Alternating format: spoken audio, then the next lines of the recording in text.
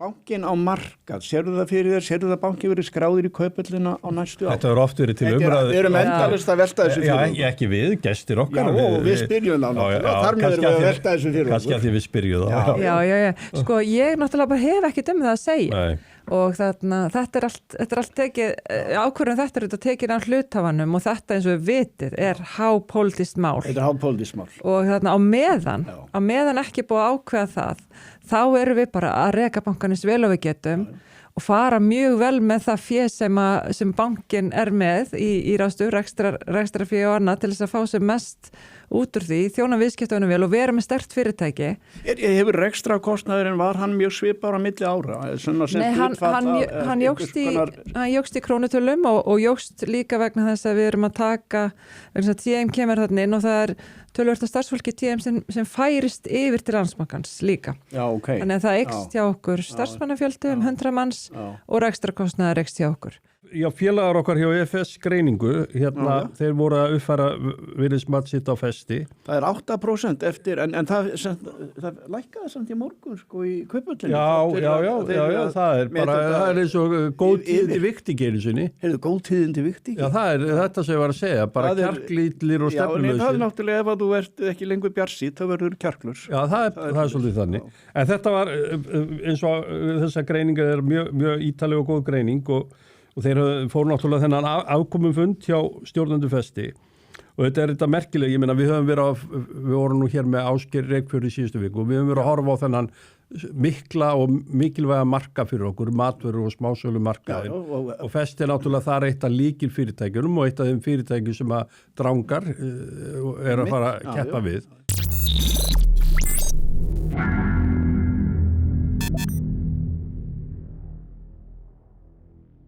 Góðan daginn og velkomin í hluthafaspjallið. Við erum hér mættir af venju, ég og félaginn minn Jón G. Hauksson. Þetta er 60. þátturinn hjá okkur. Jón, það er nú bara þannig. Ég finnst það bara í rauninni merkilegt. Við byrjuðum fyrir rúmi ári síðan og ég var spurður að þessu þegar við sagðumst vera búinir með 50 og 2-3 þætti. Þá var einhver maður sem sagði við mig út á götu, heyrðu, hvernig er þetta með ykkur þarna félagana? Hefur aldrei orðið lykkufall hjá ykkur? Ég fannst það að vera nokkuð gott orð.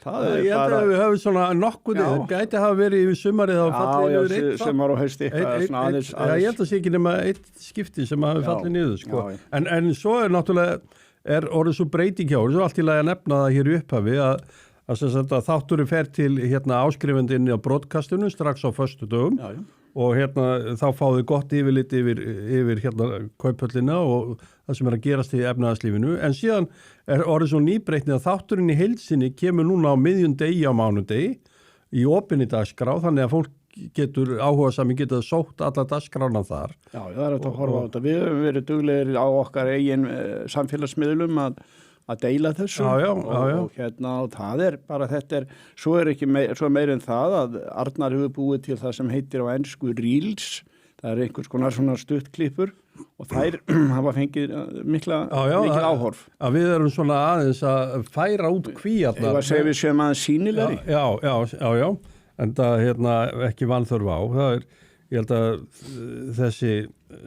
þessi umræða sem við erum að standa fyrir hérna skipti verulegu máli. Þó að ekki sé nú sérstaklega bjart yfir Kauphöllinni þessa dagana, Jón. Við erum bara, það er svona nánast rauðar tölur dag eftir dag og við vorum ekki að orðað í haust, sko, að fjárfesta væru svona kjarklitlir og stefnulausir. Mér finnst að það hafi eiginlega bara ágerst, sko, ef við værum að reyna að finna eitthvað lýsingarorð á það í dag, þá ætti það allavega við að... Ég myndi ekki þóra að nota þessi lýsingarorðum, sko, fjárfesta og hluthafa, við erum náttúrulega, sko, í svona fjallum þá. Þetta er ekki persónugreinanlegar. Nei, ég ætla að fara að segja það. Þetta er kóða, þetta er dulkóða. Þetta er ekki persónugreinanleg. Greina, þetta er dulkóða, þessi þáttur. Dulkóða. En það er svona almennt. Nei, almennt séð þá virðist, sko, ef við miðum bara við Kauphöllina úr á Svíðstunna eins og þetta sé svona hástökkvari sem reyna að komast yfir 3000 stigin aftur, þá hefur hann ekki tekist það. Já, það er bara eins og kemur nú einmitt upp. Já, Kauphöllin lækkaði í morgun og smá lækkun og þessi lína, hún hérna 2800 stig, 2882. Já, ég meina það bara gerðist sem að hérna sko vextir. Þetta sko í raun og veru alla fréttir núna eru svolítið metna neikvæðar í ljósi þess að við fengum þetta verðbólguhögg og það er nefnilega svo sálrænt líka. Já, þetta var svo sálrænt. Sjálfsmarki stóra. Já. Og hérna ég sá nú að það var nú tekið upp á viðskiptaþingi í gær, þá notuðu menn orðið. Menn notuðu bara, þetta ekki frasi frá þér, sjálfsmark? Já, ég alltaf í Bostonum, alltaf því. Ég meina líkingamáli, en þetta er svo augljóst. Já, þetta er svo augljóst. Og það sem er að fólk er að sjá að og við höfum verið að ræða það, að stýrivaxtalækkun er bara ekki fyrirsjáanleg. Hún er ekki í sjónmáli og menn er að tala, það kom núna spás á ég hjá greiningadeild Landsbankans, vextir næsta verðbólgumæling verður upp á 4,9%. Já, þá fer þetta ekki niður. Nei, það er alveg ljóst og þannig að sko þetta, það verður ekki ofsagt tjónið af þessari niðurstöðu. Já, og hefur líka sálræn áhrif að bara einstaklinga sem að skulda. Já. Og ungt fólk sem er að berjast við. Já, ekki bara það, viðskiptalífið alveg. Já, auðvitað við skuldar viðskiptalífið, það er bara líka að taka lán í verðtrúðu. Já, það er hugmyndin að háa vaxtastig, þá er fólk ekki að fjárfesta og ávöxtunarkrafan verður miklu hærri á alla framkvæmdir. Það verður að býða fólk að doka við í fjárfestingum. Já, það verður bara allt önnur ávöxtunarkrafi í samfélaginu. Þú varst með eitthvað festi, festi ekki eitthvað frá...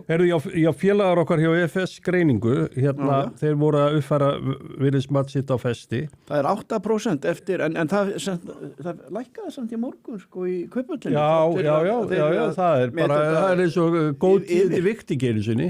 Góð tíðindi vikti? Já, það er þetta sem ég var að segja, bara kjarklítlir og stefnulausir. Já, það er náttúrulega ef að þú ert ekki lengur bjarsít, þá verður kjarklurs. Já, það er svolítið þannig.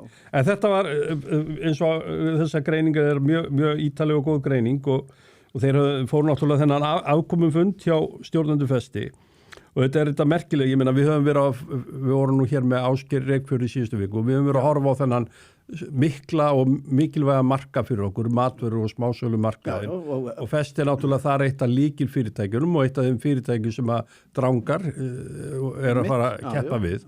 Og það var nú ýmislegt athyglisverð sem kom fram í þessu sko kynningu að sko tekju krónunar jukust 14% á milli ára og umsvið netverslana, ég ætla að hissa því, jukust 50% á milli ára. Já, ég veit ekki hvað það er. Maður hefði haldið að það væri bara í COVID, sko, þetta er svona COVID-tölur eiginlega, að netverslun séu að aukast með þessum hætti. Nú velti maður fyrir sér, sko, sko, mér finnst ég vera búin að bíða í 20 ár. Þegar interneti kom til sögur á sínu tíma, þá fóru mörg fyrirtæki að fjárfesta verulega í netverslun með það hugmynd að þetta væri það sem koma skildi.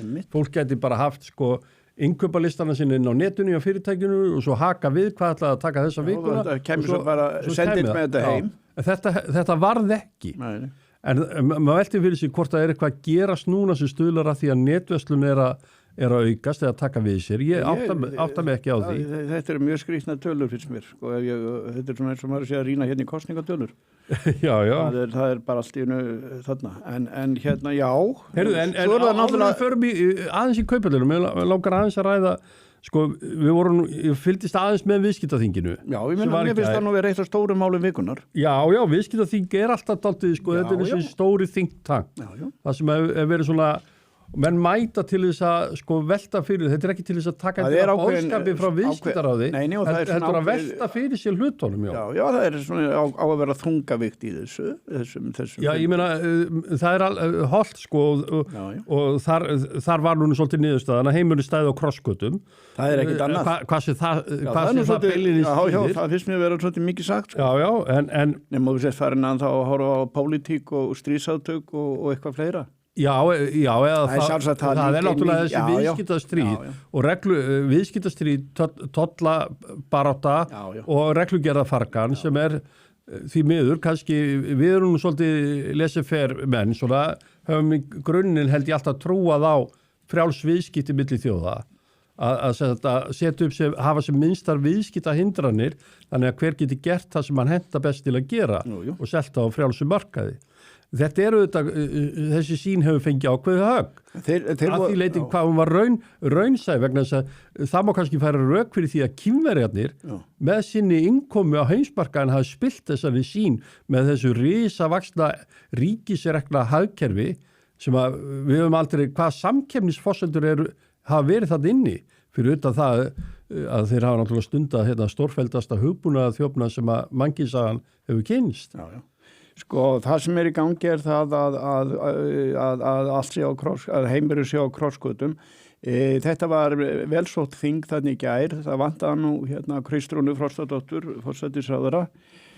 Hún lét nú ekki sjá sig og bar við önnum. Hún segist vera upptekin við það að vera hjá fleiri hagsmunasamtökum. Mér finnst þess að vera ákveðin statement eða svona skilaboð til viðskiptalífsins að hún sé ekki tilbúin jafnvel í umræðuna vexti, hagvöxt, samkeppnishæfni Íslands og þess áttar svona taka þann slag. Mér finnst það einhvern veginn. Já, hann skrítið að vilja ekki bara taka þátt í þessu samtali. Já, það eru bara allir helstu leiðtogar atvinnulífsins mætti. Það eru allir forstjórar stærstu fyrirtækjana. Við erum með við þessa fallugu mynd fyrir aftan okkur og þarna á hún kost á því að vera í persónulegu sambandi, heyra hljóðið í mönnum og svona og líka sína lit eins og ég myndi nú halda það væri nema hvaða viðskiptaþing kvartaði sáran í gær, bæði formaður og framkvæmdastjóri yfir því að það væri sem sagt of mikið regluverk í gangi, það væri of mikið hægagangur að koma fjárfestingum í gang, það væri of mikið skattar, það væri sem sagt of mikið skattar og svona það væri svona auknar álögur og auðvitað náttúrulega líka finnur viðskiptalífið fyrir því að ef að kaupmáttur launa hjá fólki ef að hann fer nú eitthvað að minnka til dæmis út frá verðbólgunni en fyrirtæki skulda eins og við sögðum áðan bæði í óverðtryggðu og verðtryggðu og þetta auðvitað bara svona viðskiptaþing haldið náttúrulega eins og við sögðum kannski í skugga stríðsátaka og nú þú nefnir tollana sem auðvitað það þannig að Trump setti á tolla í vegna þess að hann hefur sagt sem svo heyrðu Bandarækjamenn eru ekki með neina tolla og hafa trúað á frjáls viðskipti en við erum alltaf að skipta við þjóðir sem að segjast vera frjáls viðskipti. Ég var að segja það, Kínverjar hófuð þetta. Já, og Evrópusambandið hefur verið með háa tolla á bandaríska vörur og Japan eru verið með tolla á bandaríska vörur og meðan að Bandarækjamenn hafa ekki verið með tolla. Við fórum í gegnum þetta síðastliðið vor, þetta með Kínverjarna sem við ætlum að tala það hefur náttúrulega bara alveg mjög sérstakt mál vegna þess að þetta svona kommunist rekið hagkerfi sem samt verið að reyna að menn eru að keppa við þetta hagkerfi. Það nú Kínverjarna meira sér alltaf að fara að fljúga til Íslands. Ég sá nú að menn voru að skrifa það meðal annars þú og Björn Bjarnason sá ég líka að þá menn skornir svona gagnart bara svona beinu flugi til Íslands sem að kannski fyrir einhverjum árum hefur svona menn sagt sem svo, nú þetta ekki bara fínt. Nema það að mér finnst sem sagt að viðskiptaþingi vera með skilabóðum það dragið úr þessari skattagliði ykkar, reynið að koma verðbólgunni niður, reynið að minnka regluverkið, reynið að liðka þannig til að hjól atvinnulífsins snúist hraðar, að þau eru smamsaman, þau hefur hægst á þeim. Þannig að mér segi bara eitt að þetta með bara viðskiptaþingi, það segir okkur, þetta svona svolítil birtingamynd að hvernig þeir töluðu og hún skildi ekki hafa mætt þarna. Heyrðu, aðeins þetta beina flug frá Kína og þá skulum við kannski aðeins koma yfir að flýjunu vegna þess að Æsland það hefur verið að birta uppgjör og við erum skulum kannski aðeins tala það vegna þess að Æsland svona einhvern veginn, það hefur náttúrulega legið lengi fyrir að Æsland myndi tapa talsverðu fyrir á þessu ári, það hefur alveg legið fyrir og hann hefur sagt með gengið og Á síðast ári, ertu ekki í uppgjöri? Ég er að tala um uppgjör 2025. Ég er fastur þetta í desember á 2025. Nema það að mér finnst sko pluss og þessir mengunarskattar sem eru komnir í gang. Þetta ekki sammála mér það að sko ég verulega áhyggjur af framtíð ég er ekki jafn viss og aðrir það að Æslandir nái sér í almennlegt take-off á þessu ári. Ég segi það alveg svo er.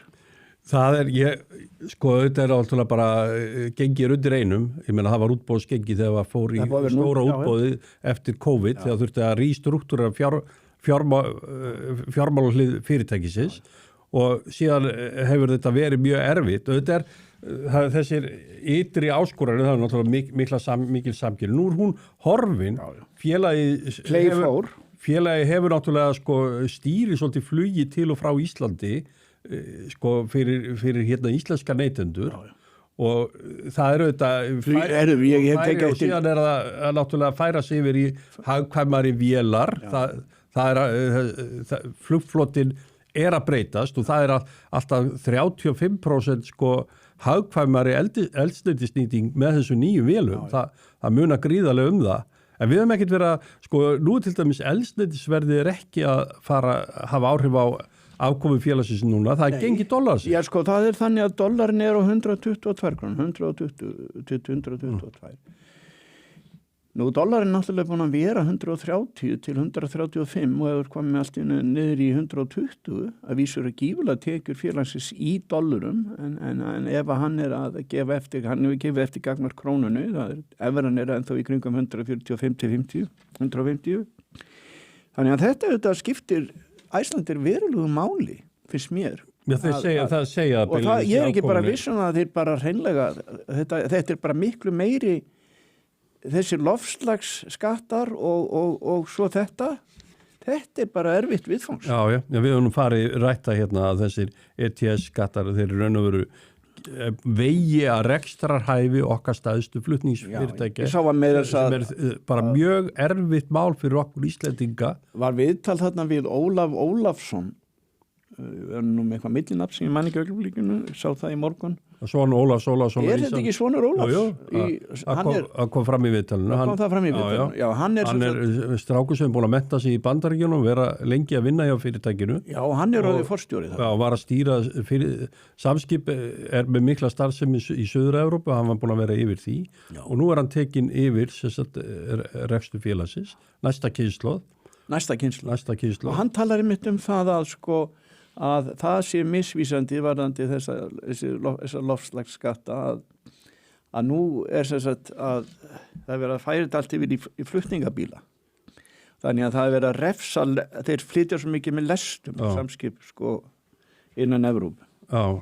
Þannig að það er alveg augljóst að það eru vandræði þar líka, það fyrir ekki að milli mála. Já, við höfum nú ekki rætt mikið Samskip hér en við höfum sannfrétt að það félagið þurft að fara í hlutafjáraukningu á síðast ári og þurft að fara í hlutafjáraukningu. Það er nú svolítið að þurfa að fá hlutafjáraukningu. Það er statement. Það er náttúrulega fyrirtæki, rótgrófi fyrirtæki sem þarf á hlutafjáraukningu að halda, það er til að friða lánadrottnana. Það segir eitthvað. Það er til að friða lánadrottnana, við vitum það.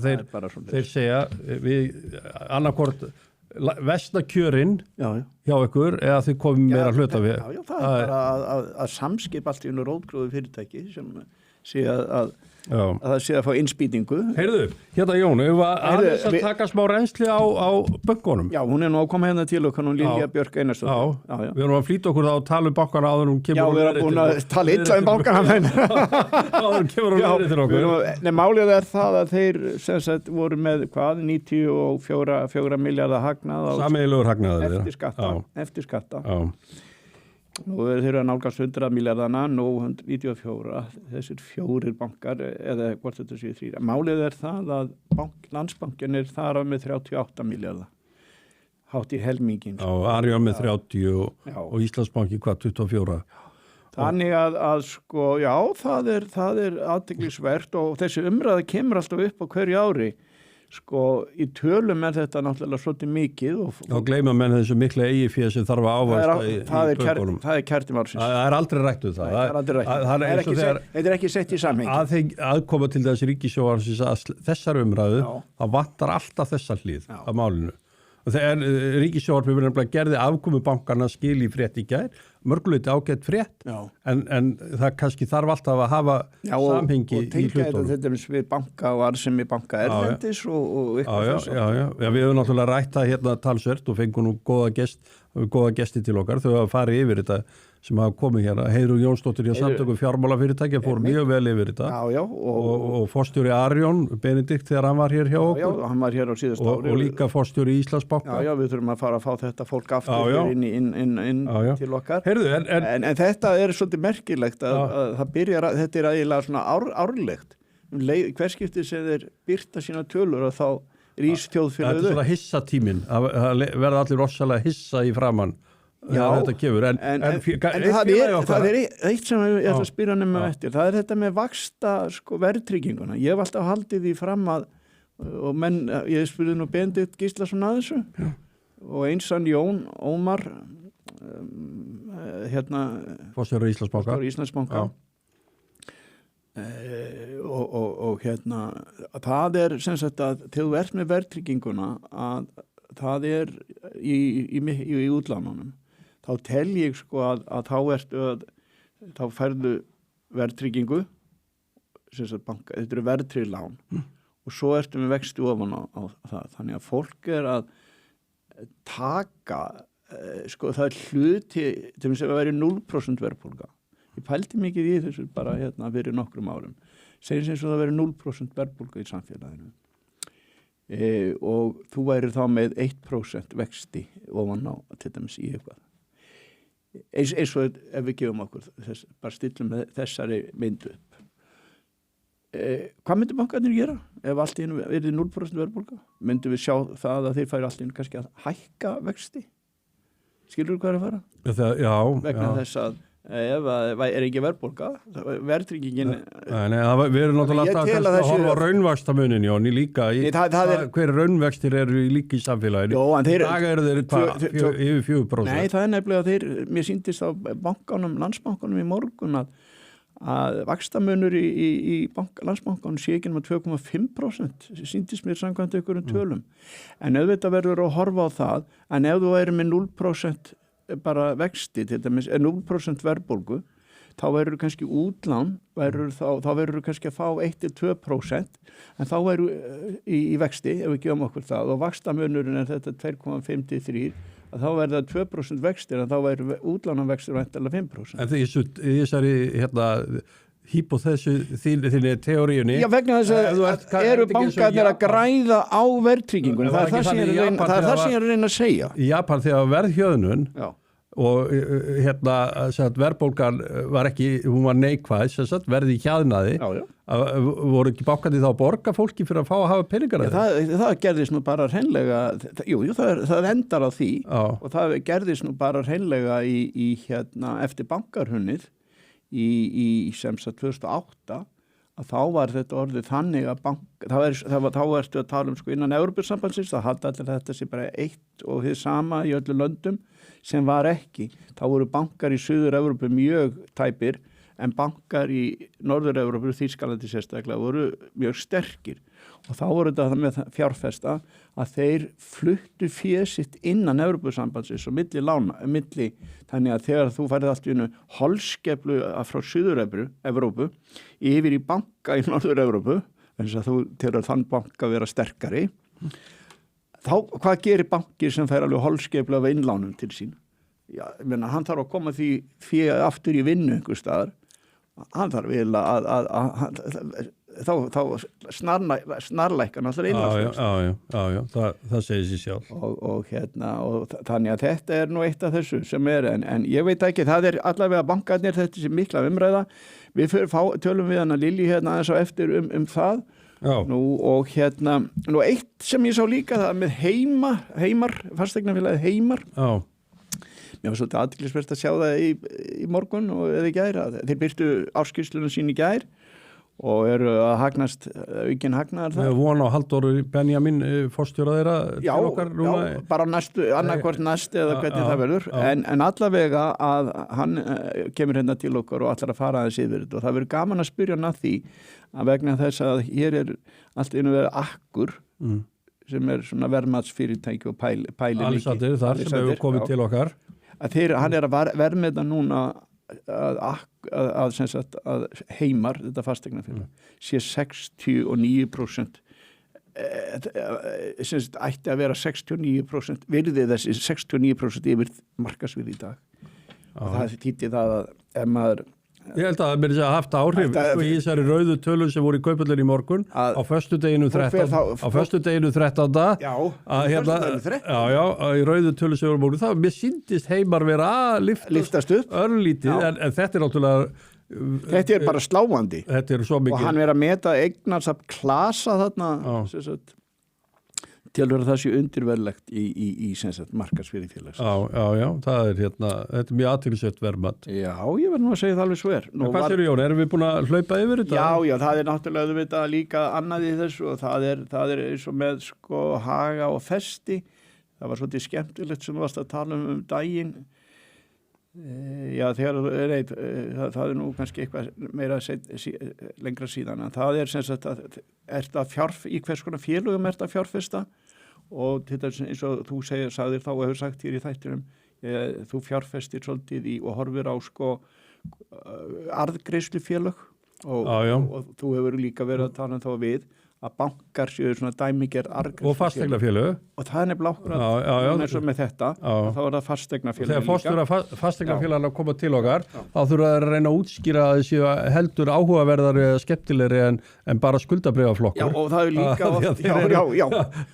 það er áskorun annað í því líka hefur gengið ágætlega þeir sem að komið líka að hagar og festi það er á vissan hátt líka arðgreiðslufélög. Já. Og arðgreiðslufélagi eins og Íslandsbanki segir við ætlum að borga helmingin af hagnaði síðasta út. Það merkir að vera arðgreiðslufélag.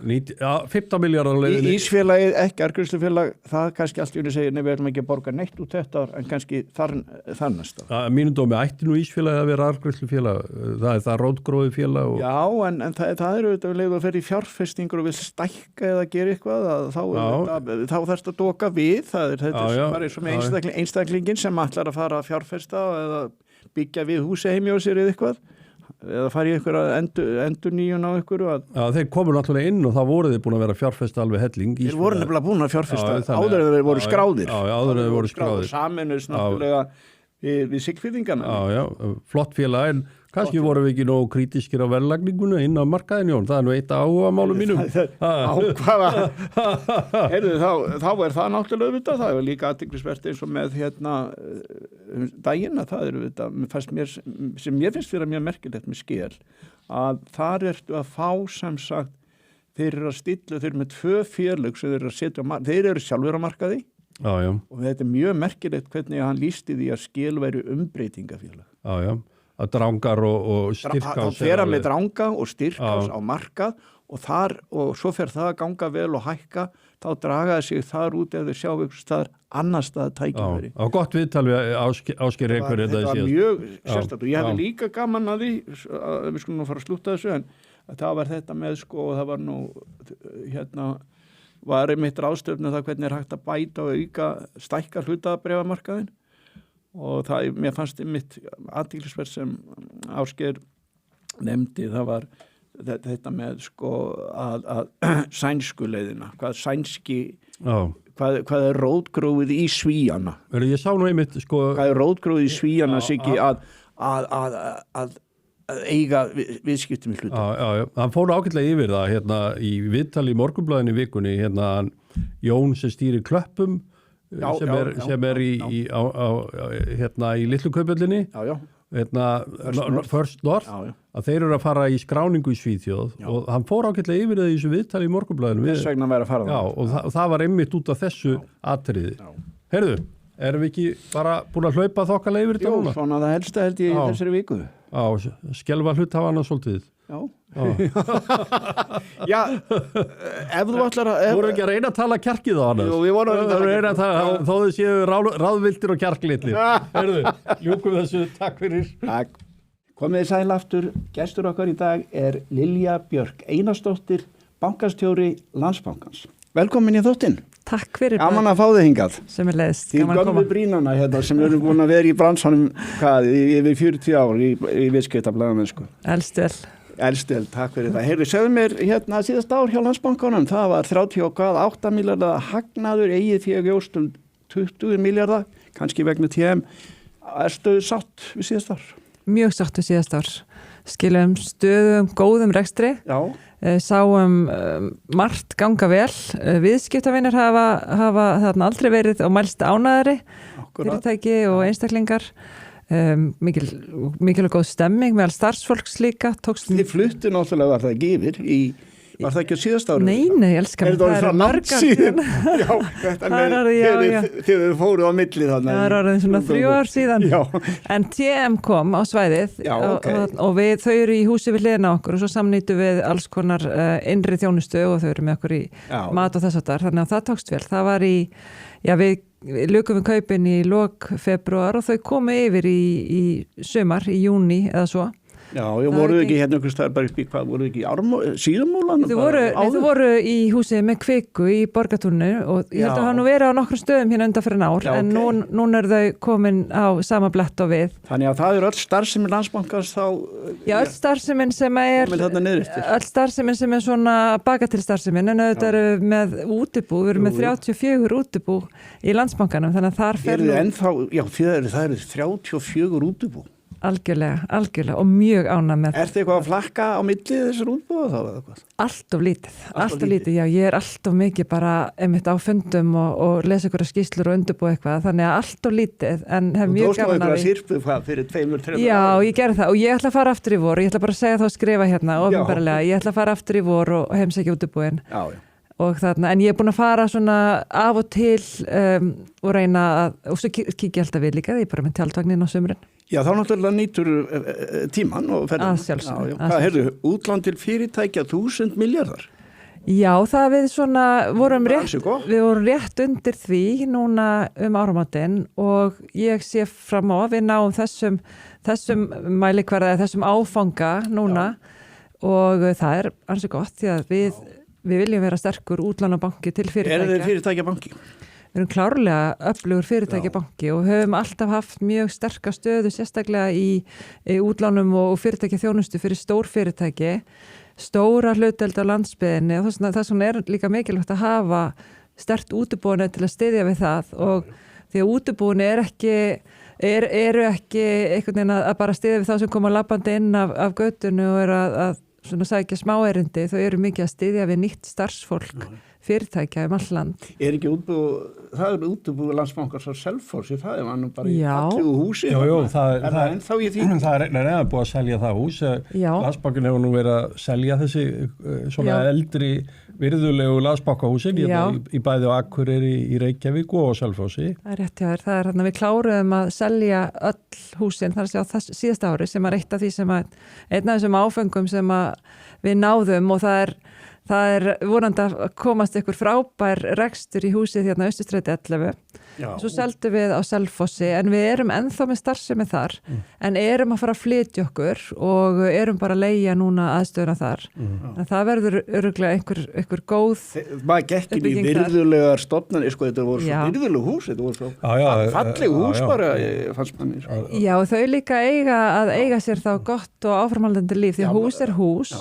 Og maður vill að þarna fólk njóti þess að vera í þessum húsum og mér finnst virkilega vel hafa tekist til fyrir norðan, ég er nú búin að koma þangað nokkru sinnum. Það er búið að gera mjög skemmtilega starfsemi sem lyftir upp bænum, það er búið að búa til hérna, hvað heita, Slippurinn. Jú, er það ekki? Jú, er ekki Slipp? Nýsköpuna? Jú, sem Eru Samherja menn eitthvað inn í því? Þeir eiga það hús. Keyptu þeir húsið af ykkur? Já, Þeir keyptu öll þessi hús. Þú heyrir. Kristján Vilhelmsson er náttúrulega í eigendahópi bæði hérna í Landsbankanum í Reykjavík og Selfossi. Já, mikið rétt og þetta tengist aðeins. Þetta eru falleg hús og góð fjárfesting. Mistu að Ísafirði, það fór annað. Þú fylgist vel með þessu. Já, ég fylgist vel. En það er mjög athyglisvert þegar maður skoðar, ef ég aðeins víka reikningunum, mér finnst hérna mikil stöðleiki, hagnaður er nánast sá sami áraðutan, arðsemi eigin fjár er nánast svo sama. Já. Og hérna þannig að ef maður svona lítur auðvitað hafa eins og þú varst að reyka á þessa breytinga með tilkomu 10 manna en þið hafið náð að fara með mikið stöðuleika inn í síðasta ár. Mér skaman á skulir minnast á þetta því að það er eitt af því sem ég myndi vilja sjá við horfið kannski fyrir 5 ár fram í tíman og horfið tilbaka. Þá myndi ég vilja sjá það að Landsbanki sé að skila stöðugum og góðum rekstri öll þessi ár og sé gott og sterkt arðgreiðslu félag. Og við erum auðvitað með alls konar mismunandi félag á markaði og en Landsbankin er þetta félag sem skilar stöðugum rekstri og góðum stöðugum arði. Og Landsbankin á að vera það, við erum að styðja önnur félag, við erum að veita þjónustu, en það er svo mikilvægt að bankin sé einmitt þetta stöðuga trausta afl sem getur stutt við og það á ekki að vera sveiflukenndur rekstur þannig að fyrirtækir og fólk get ekki treysta bankan. Þannig að þetta er alveg kjarnin í því sem við gerum og þarna erum við að komast að sem ég vil sjá okkur á til allra framtíðar. Já. Það er kannski, ef við aðeins tökum, það er arðgreiðslur, kannski svona að því að það er náttúrulega algjörlega næstu öllu leyti í eigu ríkisins. Ég sá að það er ætlað að borga helming hagnaðar út sem arð, 19 milljarða og svo sá ég í tilkynningu félagsins það er jafnvel rætt sérstaka arðgreiðslu. Hvað felst í því? Hvað eru? Já, það er sem sagt arðgreiðslu stefnan er að greiða út það byrja 50% af hagnaði. Það er reglulega arðgreiðslan. Og svo er líka markmið að vera með hagkvæmari eiginfjárskipan og við erum með töluvert umfram eigið fé núna.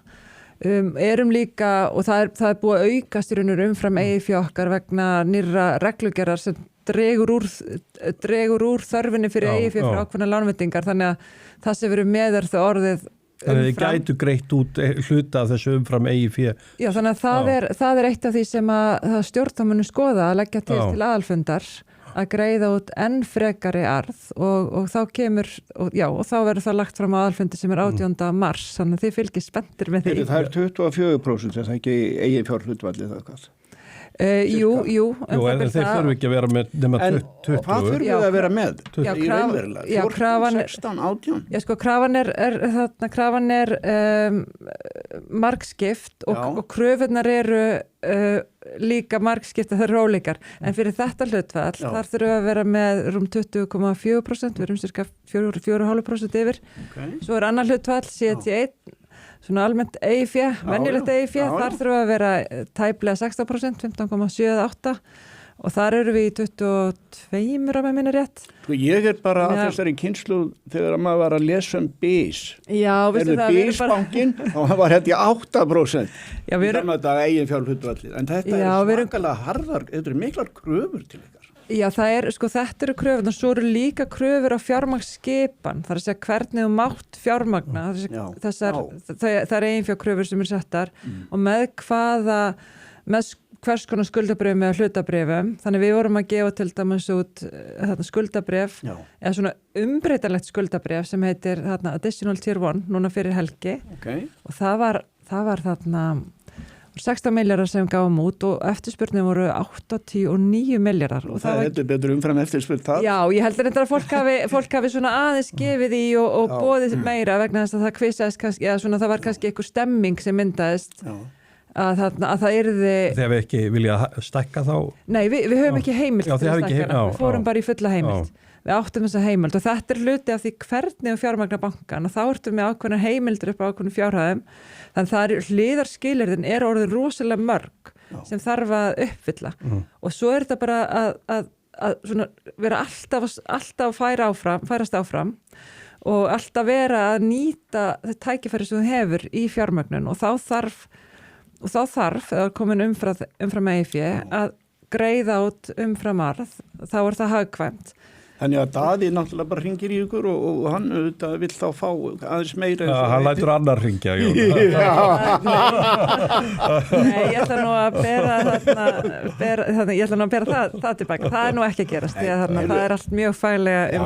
Auðvitað, þetta svona spjall. Heyrðan, bankin á markað, sérðu það fyrir þér, sérðu það bankin verið skráðir í kaupöllina á næstu ár? Þetta verður oft verið til umræðu. Við erum endalaust að velta þessu fyrir okkur. Já, ekki við, gestir okkar. Já, og við spyrjum það náttúrulega, þar með erum við að velta þessu fyrir okkur. Kannski að því við spyrjum það. Já.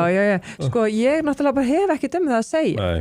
Og þetta er allt tekið, ákvörðun þetta er tekið af hluthafanum og þetta eins og við vitið er hápólitískt mál. Þetta er hápólitískt mál. Og á meðan ekki búið að ákveða það, þá erum við bara að reka bankanins vel og við getum og fara mjög vel með það fé sem bankin er með í ráðstöfun, rekstrarfé og annað til þess að fá sem mest út úr því, þjóna viðskiptaunum vel og vera með sterkt fyrirtæki. Hefur rekstrakostnaðurinn, var hann mjög svipar á milli ára? Nei, hann jókst í krónutölum og jókst líka vegna þess að við erum að taka, vegna þess að TM kemur þarna inn og það er töluvert af starfsfólki TM sem færist yfir til Landsbankans líka. Já, ok. Þannig að það eykst hjá okkur starfsmannafjöldi 100 manns og rekstrakostnaður eykst hjá okkur. En það er Ég sé að TM hefur skilað 1,7 miljardum til að fá tekjur af þessum. Já, sjálfsögðu, þetta er vel rekið félag. Ég segi það, þetta er sterkt félag, þetta TM félag. Já, tryggingafélagið er mjög sterkt og það eru tvær megin ástæður fyrir kauparum á TM, að það er annars vegar að auka þjónustuframboð bankans, það er við bjóða líka tryggingar. Þannig að við erum að bjóða alla þjónustu og flétta þetta saman, þannig að við erum að áforma það og erum auðvitað að byrja að bjóða tryggingar og svo hitt að styrkja arðgreiðslugetu bankans, að vera með styrkja hana stöðuleika sem þú veist að tala Sigurður í byrjun, að vera með stöðugt öflugt fyrirtæki. Fleiri stóðir heitir þetta þegar stundum. Algjörlega, fleiri tekjustóðir en við viljum sjá þennan sterka stöðu á banka og vegna þess að þú vilt, þegar þú ert með fyrirtæki í rekstri, þá viltu geta leita til bankans og þú vilt ekki að bankin sé einhvern veginn í vandræðum með að sé einhverjum stað þú getur ekki leita til hans. Við eigum að vera til staðar fyrir fyrirtækin en ekki öfugt. Þannig að þetta er allt saman, spilar allt saman. Við langar aðeins að dvelja aðeins lengur við hugsanlega skráningu því að þetta hefur nú verið til umræðu hjá okkur oft og menn, það kemur náttúrulega til að því að menn eru áhugasamir það. Bankin er náttúrulega, þetta er stærsti bankin sem hann starfar hér og hann hefur náttúrulega mikil tengsl við markaðina, eðlilega, hann stundar markaðsviðskipti og ég skil vel þína aðstöðu að þetta er náttúrulega eigenda mála að taka þessa ákvörðun en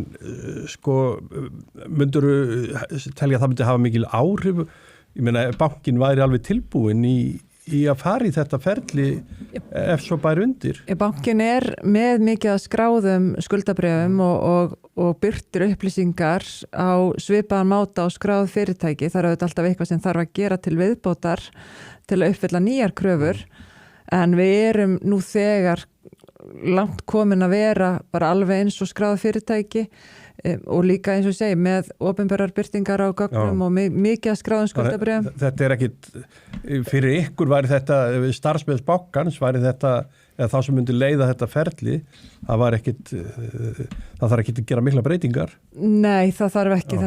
Fyrirtækið er á þannig stað og maður hugsaður auðvitað mikið það þegar maður er að stýra svona fyrirtæki, hvernig fyrirtæki á þetta að vera. Og Landsbankinn, eins og segi, þessi stöðugi banki, stöðugan rekstur til margra ára reglulegt arðgreiðslufélag og það er þannig fyrirtæki sem það er fyrir hluthafa í dag og það er þannig fyrirtæki sem myndi vera fyrir hluthafa morgundagsins ef þeir væru einhverjir aðrir. Hér eru byrst mikill áhuga á bankin ég verð klárlega að vör við það undanfarið og stækka kaupöllunum náttúrulega. Já, ég meina það líka af því að bankarnir hinir eru þarna fyrir og þá eru þið svona meiri kannski samanburður. Eitt það er næsta skjall. Ég tók þetta saman áðan og þarna sér maður það að Landsbankinn er stærstur með 344 miljardar í eigið hér. Þetta er 855. Er þetta sterkt bankakerfi sem við erum að horfa á þarna? Já, það sko, eiginfjártalan segir kannski ekki allt, því hún þarf að vera í samhengi líka við heildareignir, þannig að þetta sem eru 2002, hvað heildareignir bankakerfisins? Þú verður bara... Já, það hjá ykkur. Þetta er orðið svo prófhjáður. 2300 hjá ykkur, já, það. Já, alltaf að segja það ekki ekstra kringa 5.000. Já, getur verið. Og, en sko, íslensku bankarnir eru með... hvað sé litla vogun, þar að segja það er mikill eiginfjárstyrkur á bakvið eignir og skuldir eða skuldir félagana. Þannig að þeir eru mjög vel varðir og mjög svona öflugir í samanburði við alla aðra banka. Við erum að tala þá bara í Evrópu eða bara almennt bara? Almennt bara, allstar. Segðu mér útlánatöp, finnið þið eitthvað fyrir því? Núna er alltaf verið að tala það að stýrivextir séu háir og ung fólk barma sér, hvernig staða svona útlána, eða staða heimilana skulum við bara? Já, stýrivextir eru háir. Það er engum blöð með það að fletta. Þeir eru háir. En vissulega höfum við á Íslandi upplifað á hærri, en þeir eru háir í umhverfi sem við viljum hafa stöðugra. Við sjáum ekki mikil útlánatöp og við sjáum bara svona ágæta stöðu bæði meðal einstaklinga eða heimila, við viljum kalla það, og líka fyrirtækja. En við þetta fylgjumst vel með því að þetta eru háir vextur, þetta kannski kemur ekkit fram endalið töpumöldur, kemur þetta kannski fram í glötuðum tækifærum, frekar. Já, glötuðum tækifærum. Þú ert erfiðar með að sjá það. Það er. Eitthvað er það bara nokkrum árum síðar. Er það að fá ykkur fyrirtæki í fangið? Nei, alls ekki. Og það er, alls ekki. Og það er bara ágætt staða þar. Við erum þetta búin að ganga í gegnum svona 2 erfiðleika tímabil, það sem var fyrstulega COVID og svo eldgosið í Grindavík og Reykjaneskaga og þetta... Hvað voru mikil útlánatöp sem fylgdu þessu? Nei, ekki svona lokum, en þetta voru þetta fyrirtæki og einstaklingar sem þurftu aðstóð og það sem við viljum gera er að grípa bæði alla aðeila miklu fyrr og áður en að kemst í óefni, þannig að það er ekki gott fyrir neitt ef að hlutinni fara í óefni. Hvað með netsvík? Það er nú verið til umræðu? Já, fjandast netsvíkin, afsækja ég blóti. Já, við erum alls saman um það. Já, það er óþorlandi. Já, við höfum þarna... Hafið þið lent í vandræðum með það? Eitthvað? Það er bara allir í vandræðum með netsvík og við erum með aðstofi viðskiptavin okkar alla daga til 11 á kvöldin fyrir netsvík, þannig og svo erum við komið með svona rauðan hnapp í appi, það getur bara lokað öllu ef þú ert bara hræddur, mér finnst mjög gott að fólk fari bara að kynna sér hvar takkin er. Þetta er bara alveg svo að vita hvar reikskinnarinn er og hvar útgönguleiðin er og bara kynna sér hvar takkin er og hann er hjá litla kallinum í appinu og þar er hægt að loka á öllu. Bara 1, 2 og 3? Já, bara 1, 2 og 3, bara loka öllu, þú bara heldur að sé eitthvað í gangi, loka bara öllu, þú getur ekkert opnað nema að tala við okkur aftur, þá erum við búin að auðkenna þig og vissum að þú sér þú, þannig að við settum bara svona, maður dreymdu svona stóran rauðan hnapp sem maður bara ítir á í paniki. Ég segi það, mér sé það gott. Bara paniktakki. Já, og svo er líka hægt að hringja í net svikavaktina og við komum í veg fyrir 75% af þeim svikum sem að voru tilkynnti fyrra. Það er mikið tap í þessu. Það er svolítið erfitt að segja vegna þess að ég bara er ekki með tölunum þess að mikið af þessu. Er þetta aukast?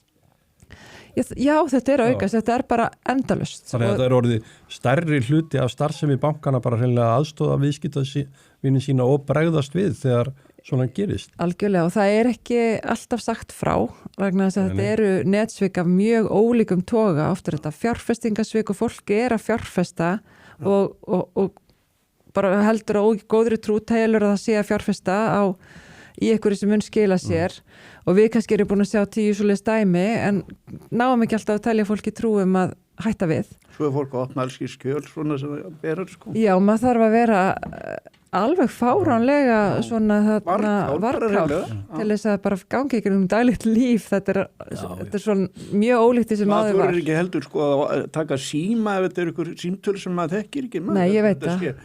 Ykkur gaurar erlendis að ringja. Ég fæ þetta alveg jaft og aðrir og þess vegna er líka gott og finnst mér líka gott á þessum tímum að hafa öll þessi útibú og geta labbað inn til starfsfólks og sagt og bara fengi aðstóð. Getur þú sýnt mér hvernig á að nota netbankan? Getur þú hjálpað mér að nota appið? Er það að verða meira var við að fólk er að koma, er óörugt með hvað er í gangi og þarf að leita til ykkar Já, bara ef þið lítið tilbaka núna, kannski síðustu 15 ár, það hefur svo margt breyst. Nú einhvern veginn allt komið í app, nú komið rafræn skilríki, nú ertu farin að fá skilaboðum hitt og þetta og bara mörg fyrirtæki, stóru tæknifyrirtækin alltaf að biðja þeim, getur þú samþýtt þetta, megum við senda þessar upplýsingar, getur við sendið notifications og þetta bara hellist yfir þig og þá svo gott að geta bara farið og sagt, ég er reyna millifæra og ég bara þori ekki að millifæra, getur þú hjálpa mér. Og þá svo gott að geta og bara fólk sannarlega velkomið og þarna... Þetta kannski ítir aftur undir, ég er ekki að segja að þau fara að fjölga útibúum, en það allavega þessi nálað við viðskiptavinin, hún þarf að vera áfram til staðar. 100% og ég það var mikil svona það fyrir 10 árum síðan að nú ætti bara að loka öllum útibúum, þetta væri bara búið. Já. Og þannig að ég skoðaði þetta ágætlega í bankanum með mínu fólki og við tókum það ákvörðunum að gera það ekki. Það væri ekki málið en við hins vegar breyttum þjónustunni alveg gríðarlega mikið og breyttum rekstrarmódelinu mjög mikið. Þannig við förum allt öðruvísi í þetta því að það er svo mikilvægt líka að geta tala við fólk, hitt fólk, fengið það inn, veitt í ráðgjöf og það fá að tala sín mál, ekki bara einhvern veginn lesi það og svona verið hrætt og óöruggt í bankaviðskiptum. Bara fá það í spjall. Eru trausti skiptumáli? Það er okkar eina gildi í Landsbankanum. Það er bara eina gildi, já bara í bankaviðskiptum. Traust, það er okkar eina gildi og það er allt sem hverfist traust. Vaxandi samkeppni í bankafyrstir. Já, hann segir það Jón Sigurgeirsson í ávarpi sinni í banka í árskýrslunni. Já, akkurat. Vaxandi samkeppni, hvað kemur hún þá svona sirka? Hún kemur bara allstaðar að. Það er mjög mikil samkeppni alla þjónustu. Erlendis beint þá? Nei, það eru 20 aðilar sem veita íbúðalán, það eru fjölmargir aðilar sem getur fengið kort hjá, það eru fullt af aðilum sem bjóða sparnað, það eru alltaf að koma ný og ný tækifæri til þess að taka ákveðin þátt bankaþjónustu hjá einum aðila og það er bullandi samkeppni.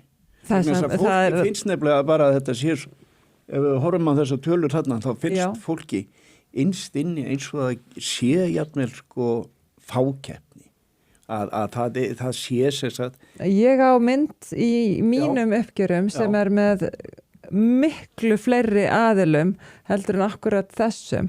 Bara ef við hugsum Eftir þá talum við eins og fjárklasa sem Nei, bara fyrirtæki sem er að veita allskyns fjármála þjónustu, þau eru svo miklu fleiri miklu fleiri en maður gerir sig grein fyrir og það er alveg rými á markanum fyrir mjög marga aðila en það er líka það að hreyfanleiki á íslenska bankamarkaðinum þar að segja fyrir viðskiptavinu ætla að fara frá einum aðila til annars þá eru engar hindranir þú getur fært og hreyfanleiki er mestur á Íslandi langmestur af Evrópulöndum. Fólk er að flytja sér milli banka. Maður fannst þetta allavega í eina tíð dálítið mikið mál og kannski svipa með tryggingafélag að þú svona einhvern veginn svolítið investerar í að vera í ákveðnum tryggingafélagi. Já, ég myndi alltaf vilja að hafa viðskiptavinni sem vilja vera í viðskiptum við Landsbanka en ekki sem viðskiptavinni sem þurfa og get ekki farið úr viðskiptum, þá ertu orðið fangi. Já. Þannig að við reynum að stóla það að fólk vilji verið viðskiptum. Hvað eru margir viðskiptavinir í Landsbankanum? Hvað eru þið? Það eru nú eiginlega allir, en þannig það eru bara allir íslendingar. Það eru, við erum með þarna vel yfir 200 viðskiptavinni, en svo erum við með virka viðskiptavinni líka. Já, svo náttúrulega erum við þetta app þarna. Hvað eru margir sem nota það? Er ekki 90-100.000 manns? Jú, það eru langflestir sem nota appið. Það eru vel yfir 100.000. Þið eru líka kannski að beina viðskiptavinnum aðeins inn í að bjóða þetta og þeir vilja þeir noti.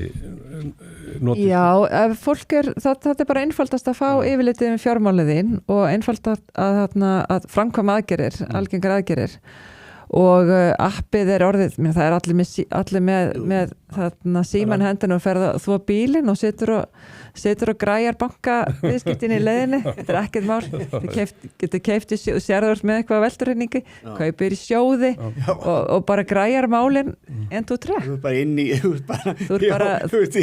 fróðalstöðunni. Fróðan er í allt í kringu þig og þú ert að græja sparnaðinn. Aðeins með það, með dóm sem var núna síðustu haust, hverju breytti hann ykkur?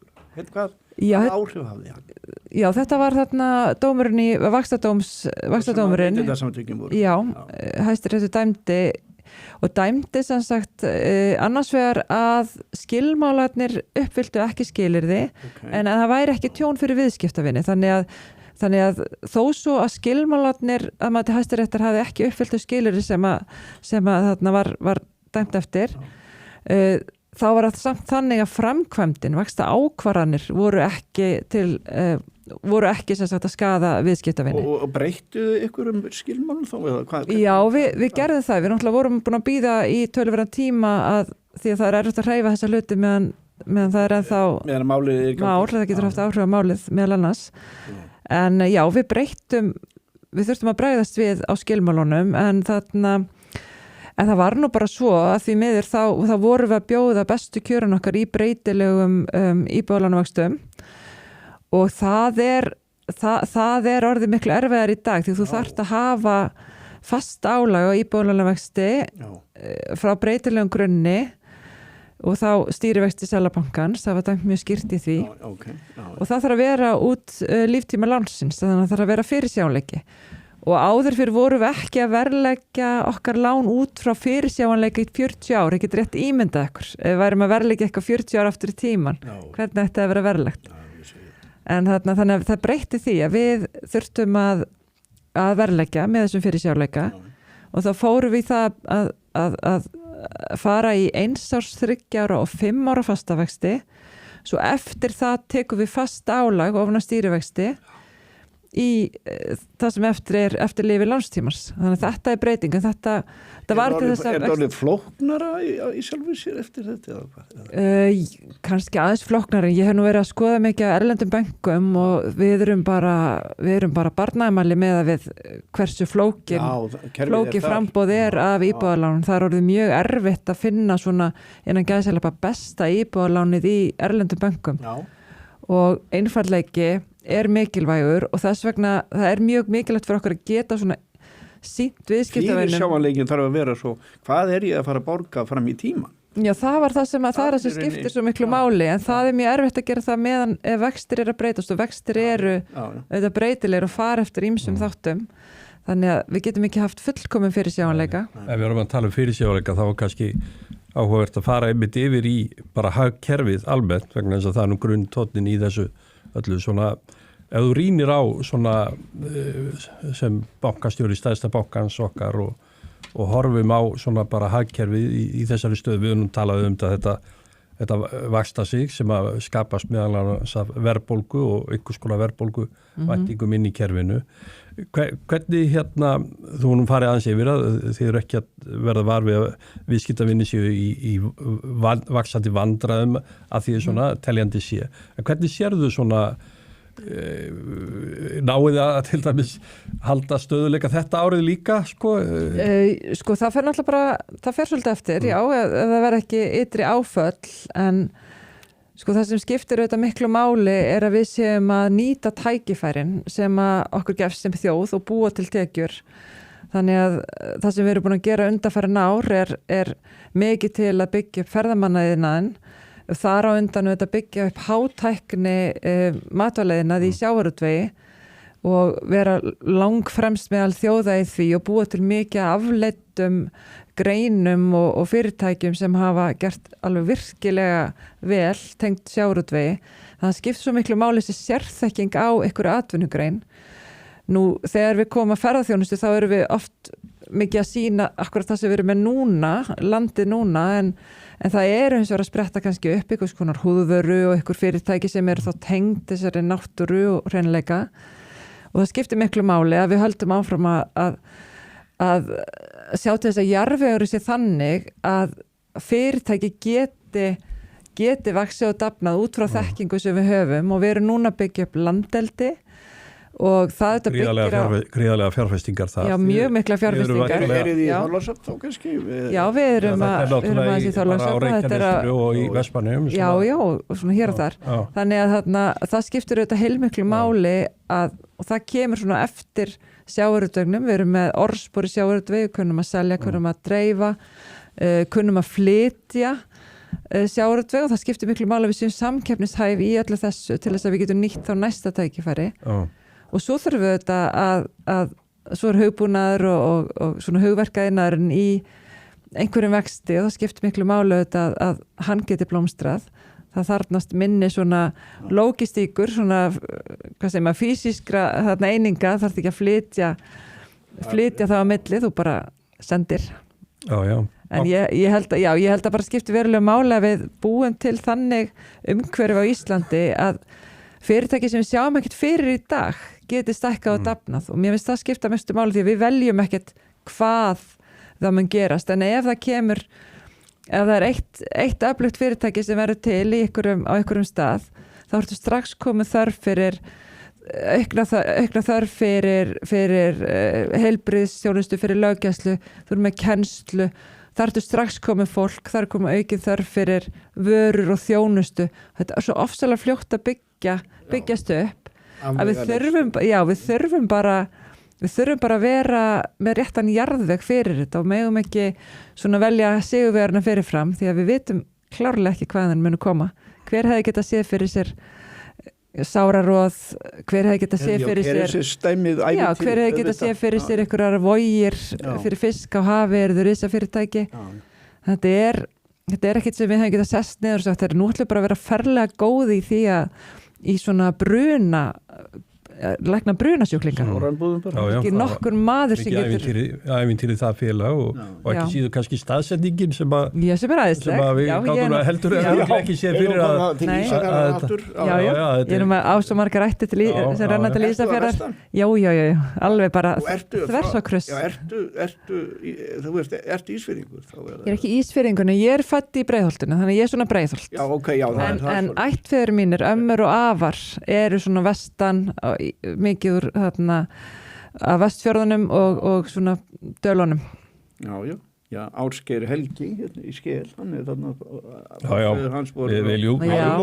við fyrir mig vildi ættfræði við Lilja þessi þáttur endar í ættfræði þetta er ættfræði ég er úr Heital og Hvítanesi heyrðu bara östuðt í lokin bara allt annað, fer vel ykkur þarna niður í, hvað heitir þetta, Reykjastræti þetta heitir Reykjastræti, Reykjastræti maður bara, hvað er það myndum maður spyrja í Reykjavík Þetta er stór og mikil bygging.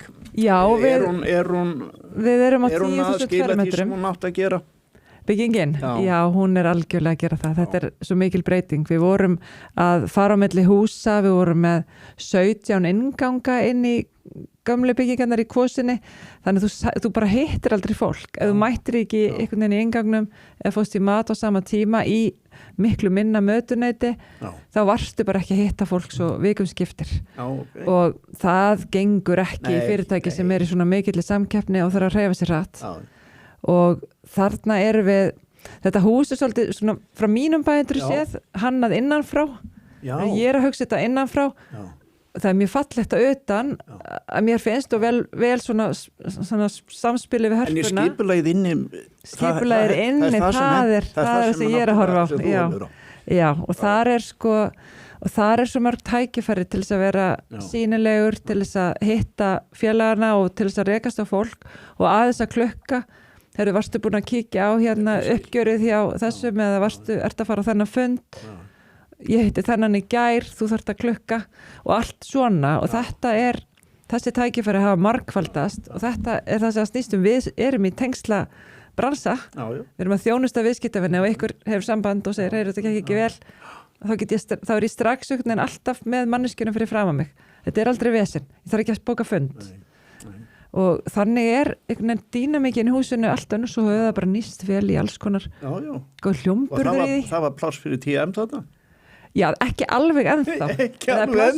Við náum að elda fyrir þau í matinn. Er við að búa til eitthvað rými? Já, við erum svona að tegja á heilaselunum okkar að sjá hvernig við þarna... Þið leiðu nú eitthvað frá ykkur líka, var það ekki? Við seldum. Já, seldum frá. Já, herði ekki bara... Til stjórnarráðsins. Jú, við seldum frá okkur 6.500. En mér varst það var nú góð ákvörðun að klára byggja allt magnið sem var heimilt þarna á svæðinu því að það er svo leiðilt að vera í þessu byggingaraski fram eftir. Herði, ég einu viðtali við þig nokkur sem ég tekið að þá fórum við inn á þitt áhugamál sem tennis. Já. Ég ætla að fá að slúta því, Sigur.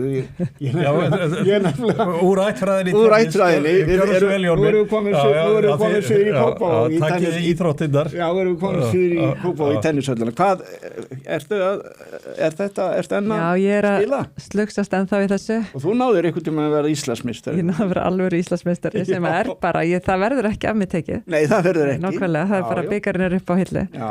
Og þarna, maðurinn mér fekk einmitt, við vorum sérst í tvílegaleg og maðurinn mér fekk síðan þarna komment í vinnunum daginn eftir. Það var svo fyndið að það var ykkur sem með sama nafn og hann sem var Íslandsmeistari. Það gat augljóslega ekki verið hann og við hjónin. En þarna, ég alltaf að ennþá en ég þarna reynir svona að halda mig við. Hvað þetta, 2-3 í viku þá eða hvað? Ég svona 1,3 sinnum í viku.